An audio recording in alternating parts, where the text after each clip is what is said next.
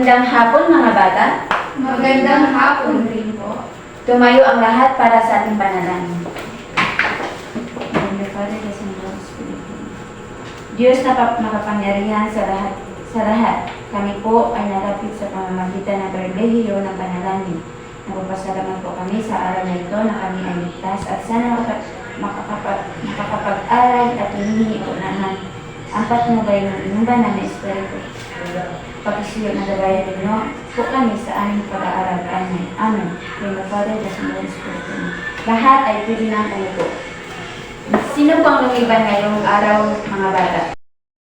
Wala po, teacher. Magaling! Magbigay ng halimbawa ng pangusap kung saan tumutukoy ang simuno at panaguri. Ang asul na langit ay nakakalma. Ang simuno ang asul na langit. Ang panaguri nakakalma. Mahusay. Ngayon mga bata, mayroon akong ipapakitang larawan at mayroon akong mga katanungan sa inyong sasagutin. Sa unang larawan, ano ang nakita niyo? Saging, ma'am. Ano ang saging? Ang saging ay isang prutas na puno ng sustansya at enerhiya. Sa pangalawang larawan, ano ang nakita niyo? Mangga, ma'am. Ano ang mangga?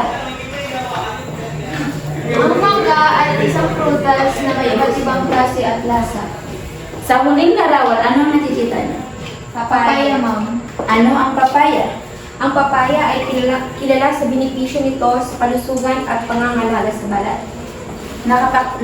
Napakahusay mga bata. Ito ba ay masustansya sa ating katawan? Opo, ma'am. Mahusay. Ito ay mayroong iba't ibang sustansya sa ating katawan, kagaya ng potassium, fibre o vitamin C at A.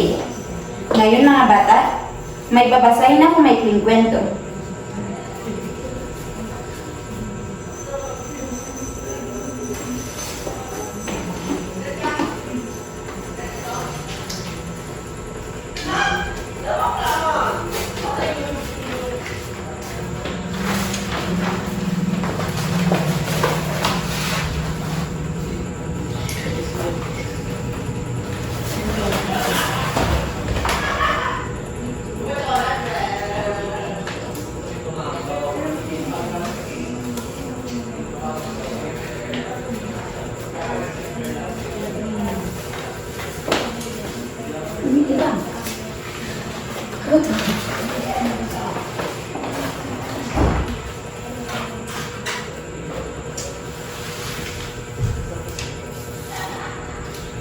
Ngayon mga bata, may babasahin akong maikling kwento. Bago basahin ang maikling talata, may mga dapat na tandaan habang nagbabasa si teacher. Mga dapat tandaan, mga bata, pakibasa po. Huwag makipag-usap. Iwasan ang pag-iingay. Maupo ng maayos. At higit sa lahat, makinig ng mabuti. Naintindihan po ba? Opo, ma'am. Handa na ba makinig ang lahat? Opo, ma'am. Si Juan ay nagtanim ng mangga sa bakuran. Inalagaan niya ito araw-araw hanggang sa mamunga. Nang magbunga ng mangga, tuwang-tuwa si Juan. Sa kabilang banda, si Maria ay nagtanim ng saging sa likod ng bahay. Tuwing umaga, inaani niya ang saging, ibinibenta niya sa palengke. Maligaya si Maria sa kanyang ani. Samantala si Pedro naman ay nagtanim ng papaya sa harap ng bahay. Sa tuwing may bisita, ipinamamahagi niya ang mga papaya. Masaya si Pedro sa tuwa ng kanyang mga bisita sa kanilang handog.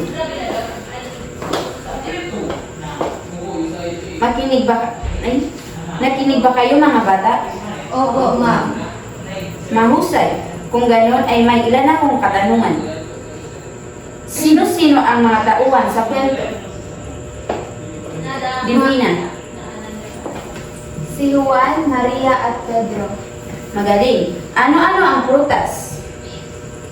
Ang kanilang itinanim. Saging, mangga at papaya.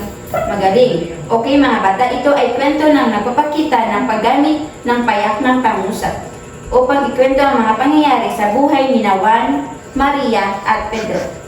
na may kinalaman sa pagtatanim at pag-aani ng mga saging, mangga at papaya. Magaling kayo ay nakikinig na mabuti sa ating binasa. Ngayon mga bata, ating tatalakayin ang uri ng pangusap ayon sa payak. Ito ay binubuo ng simono at panaguri ayon sa ating ikinuwento.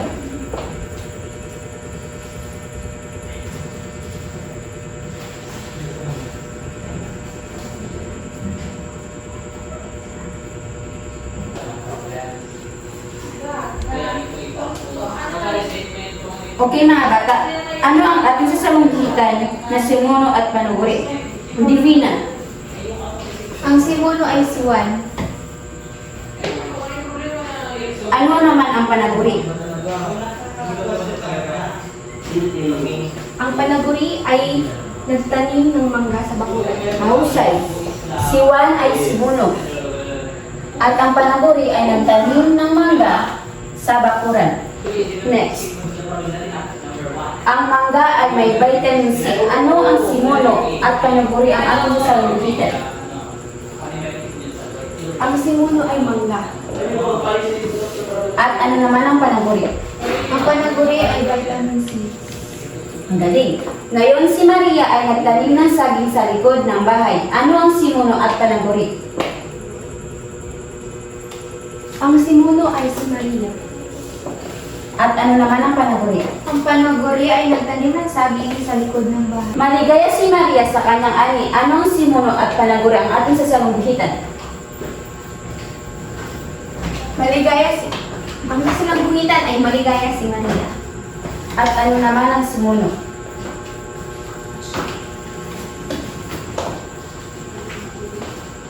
Okay, ang ating simono ay si Maria. At ang panaguri ang maligaya sa kanyang ani. Ngayon si Pedro ay nagtanim ng papaya sa harap ng bahay. Ano ang simono at panaguri ng ating sasamuhitan? Divina.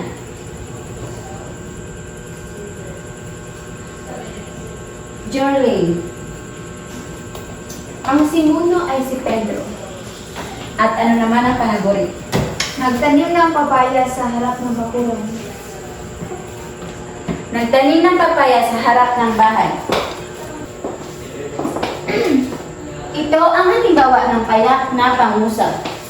Ang payak na pangusap ay may yuturi na payak ang isang pangusap kung ito ay nagbibigay o nagsasaad ng iisa at buong diwa. Ito dapat naglalaman ng simuno o paksa ng pangusap at panaguri. Ano naman ang payak? Ito ay pangusap na naglalaman ng isang simuno at panaguri na may diwa. May diwa. Ang simuno, yaong pinag-uusapan sa loob ng pangusap.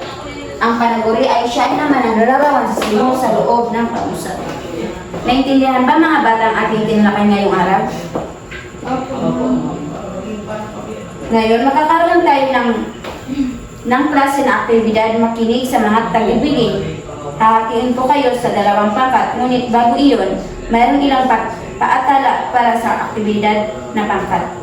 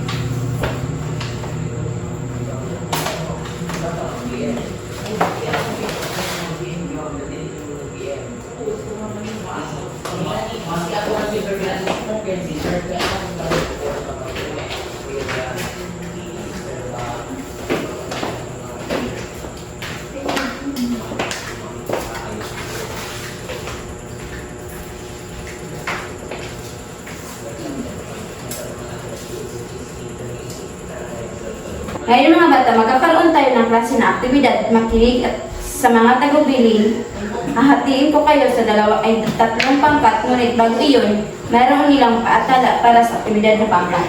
Ano ang dapat gawin sa oras ng aktibidad? Divina. Makipagtulungan sa mga kagrupo. Bato. Ibahagi ang iyong mga ideya sa isang grupo. Igalang ang bawat miyembro. Magtulungan. Ngayon mga bata, ito ay para sa pangkat.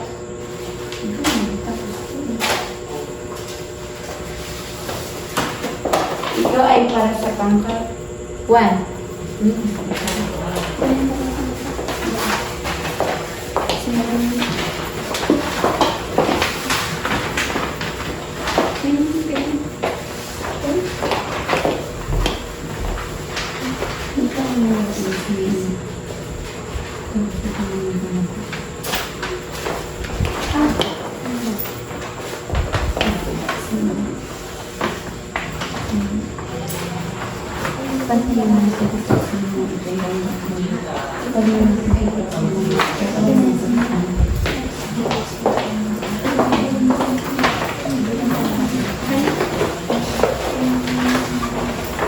Ito.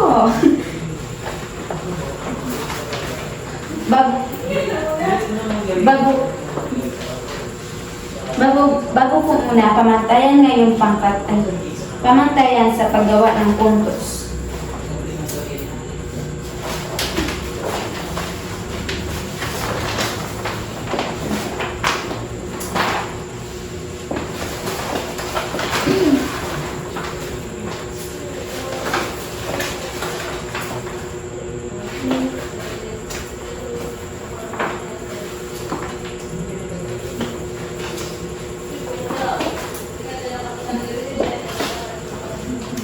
Ito po ang pamantayan sa paggawa ng puntos.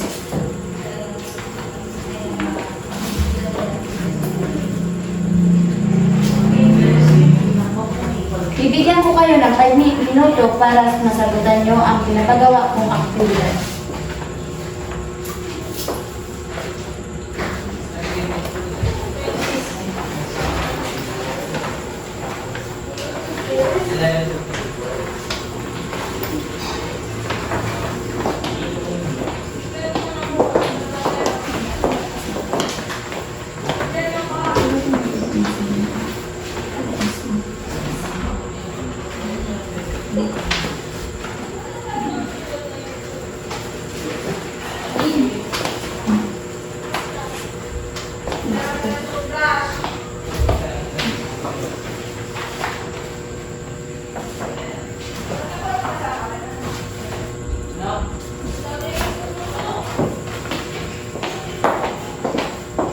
Okay mga bata, tapos na ang oras.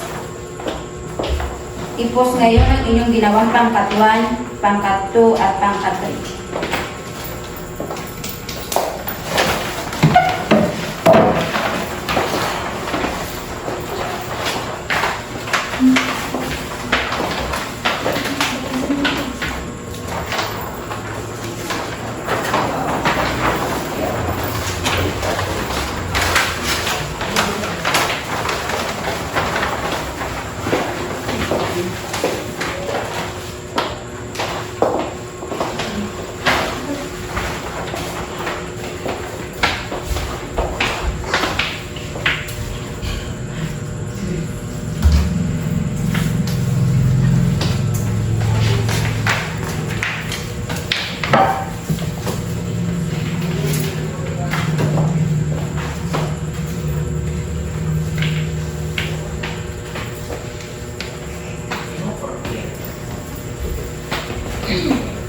Okay mga bata, pangkat 1.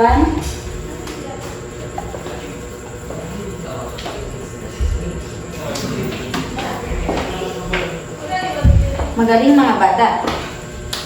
Mga bata, ano ang natutunan nyo sa ating pinag-aaralan o talakayan ngayong araw? Divina.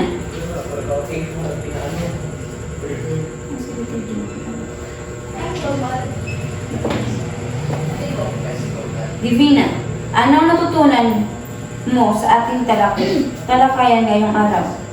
Ang natutunan ko sa payak na pangungusap ayon sa uri ng kayarian ay binubuo ng isang simuno at panaguri lamang. Napakahusay.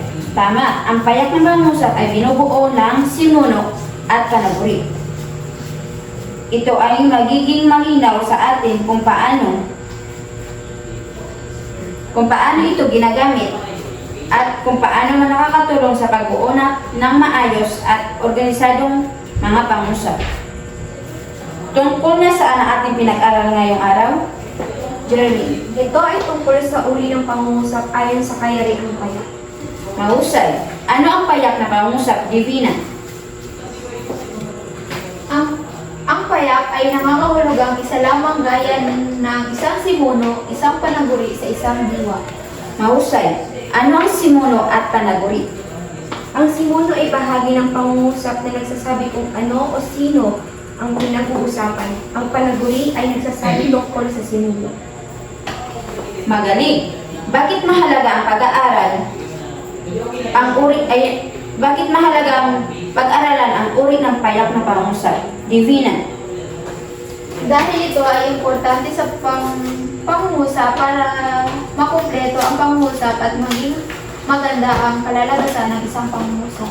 Okay. Mga bata, kumuha ng malinis na papel at lapis.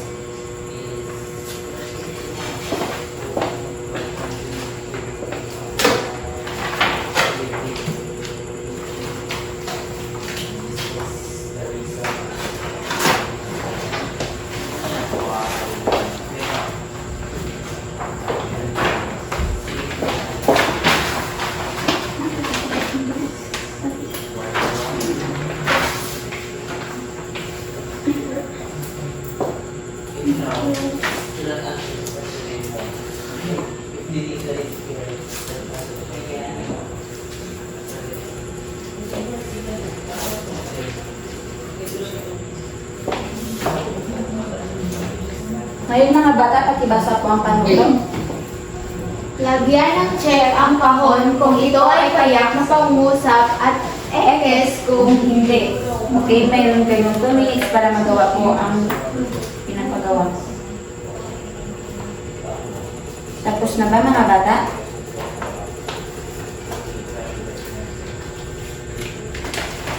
Opo, ma'am. Okay, ngayon, para sa inyong takdang aralin, narito ang iyong gagawin.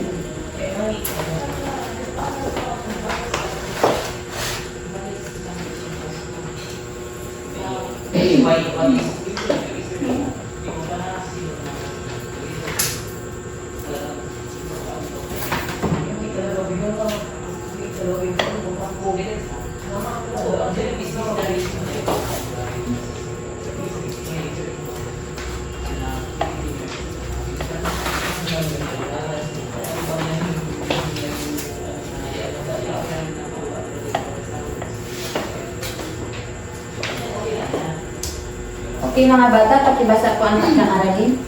Sa isang buong papel, sumulat ng isang tula na mayroong di bababa sa sabong halimbawa ng payak na pangungusap. Lagyan ng sariling pamagat at salambuhitan ang payak na salita na nagawawang tula. Okay mga bata, tapos na po ang